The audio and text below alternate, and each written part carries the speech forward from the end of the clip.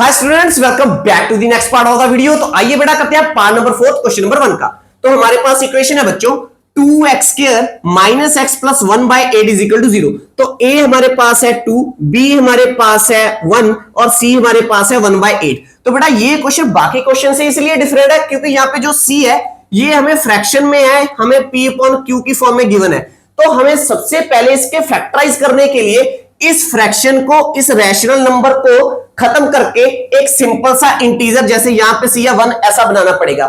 उसके लिए हम क्या करेंगे बच्चों, एक बेसिक सा कंसेप्ट अप्लाई करेंगे। हम एलसीएम लेंगे कहां पे, लेफ्ट हैंड साइड पर। तो उसके लिए हम क्या करेंगे बेटा, जो डिनोमिनेटर में 8 है इसकी पहली टर्म के साथ भी, इसकी दूसरी टर्म के साथ भी मल्टीप्लाई करवाएंगे। तो क्या मिलेगा, 8 2 16x स्क्वायर, उसके बाद 8 1 8 माइनस का 8x, यहां पे प्लस का 1, उसके बाद ये 8 जो है बेटा इन तीनों की नीचे आ जाएगा अपॉन 8 इज इक्वल टू 0। अब नेक्स्ट स्टेप में क्या करेंगे, 8 को शिफ्ट करेंगे राइट हैंड साइड पे, यहां पर बेटा डिवाइड में है, उस तरफ जाके ये क्या हो जाएगा मल्टीप्लाई में। तो हमें मिलेगा 16x स्क्वायर माइनस का 8x प्लस का 1 is equal to 0 multiply by 8। जब 0 को मल्टीप्लाई करेंगे बच्चों 8 से हमें क्या मिलेगा, 0।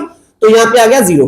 अब हमारी जो इक्वेशन है बेटा इसके a b c तीनों कोएफिशिएंट किसमें चेंज हो चुके हैं, एक इंटीजर की फॉर्म में बदल गया। अब हम क्या करेंगे बेटा, यहां पे फैक्टराइज करना इसे शुरू करेंगे। तो पहले स्टेप में क्या करेंगे, a की c के साथ मल्टीप्लाई करवाएंगे।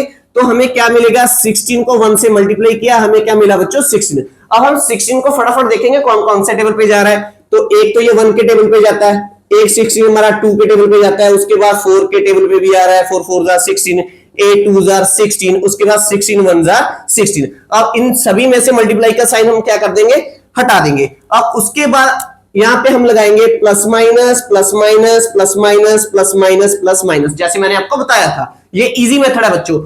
तो अब हम क्या करेंगे, इसे प्लस करोगे तो 17 बनेगा, माइनस करेंगे तो माइनस का 15 बनेगा। तो दैट्स मीन ये तो मुझे चाहिए नहीं, क्योंकि मुझे कौन सा फैक्टर चाहिए बेटा, जिससे मेरी मिडिल टर्म बननी चाहिए। तो हमारी क्या बननी चाहिए, मिडिल टर्म। हमें वही फैक्टर चाहिए, वही टेबल चाहिए जिससे मेरा -8 आए।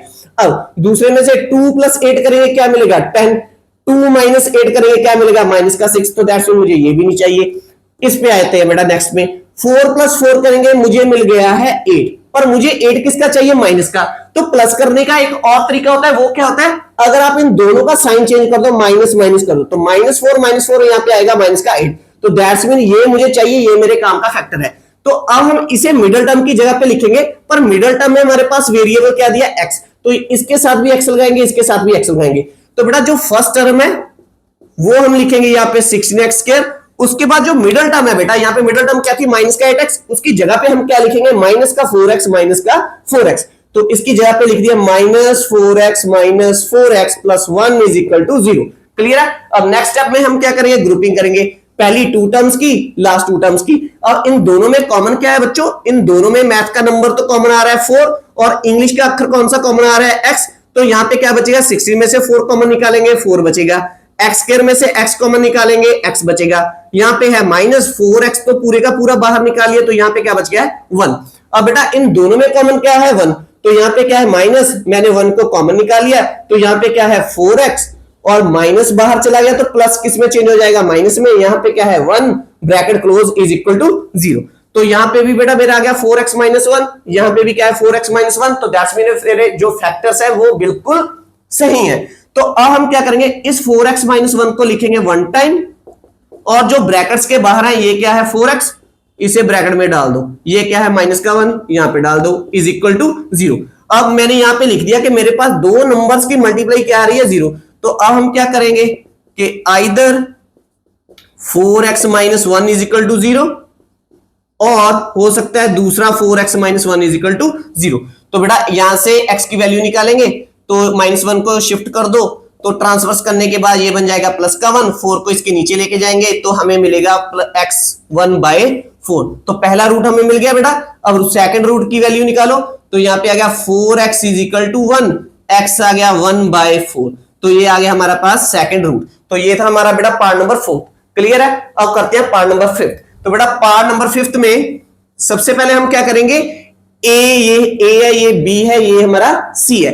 A की मल्टीप्लाई करवाएंगे किसके साथ, C के साथ। तो a क्या है 100, 100 की 1 से मल्टीप्लाई करेंगे हमें क्या मिलेगा 100। अब 100 फटाफट देखो कौन कौन से टेबल पे आ रहा है, तो एक तो ये 1 के टेबल पे आ रहा है और दूसरा 2 के टेबल पे आएगा, उसके बाद बेटा 4 के टेबल पे आएगा,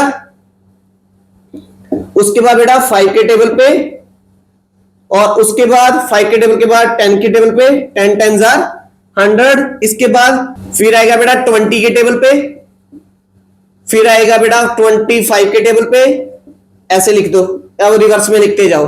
अब ये एक जाएगा किसके टेबल पे 50 के टेबल पे, एक ये जाएगा खुद के टेबल पे, कौन से 100 के टेबल पे। क्लियर बेटा। अब इनमें से मुझे कौन सा टेबल चाहिए जिसे प्लस माइनस करने के बाद मेरी क्या बननी चाहिए बेटा मिडल टर्म। तो अगर मैं इसे प्लस माइनस करूं तो मुझे क्या मिलनी चाहिए बच्चों मिडल टर्म, और मिडल टर्म हमारे पास क्या है वो है माइनस का 20। तो हमें मिडल टर्म -20 रिक्वायर है, ठीक है, ये रिक्वायर्ड है, ये मुझे चाहिए।